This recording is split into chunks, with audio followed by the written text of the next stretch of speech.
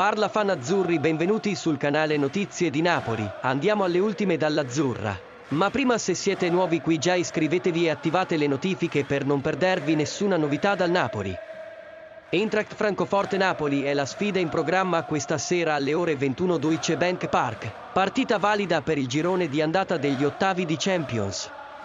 Dopo il primo posto nel girone A e le favolose vittorie contro Ajax e Liverpool, gli uomini di Spalletti hanno intenzione di ritornare a Napoli con i 3 punti. Secondo quanto riportato da Sky Sport, gli azzurri scenderanno in campo con il solito 4-3-3.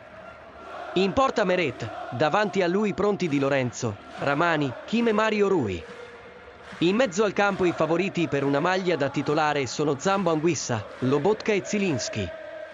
In attacco Lozano, Osimhen e Kvaratskhelia. Napoli, 4-3-3 Meret, Di Lorenzo, Ramani, Kim, Mario Rui, Zambo Anguissa, Lobotka, Zielinski, Lozano, Osimhen, Kvaratskhelia. Allenatore, Spalletti, mi piacerebbe molto conoscere la tua opinione qua giù nei commenti.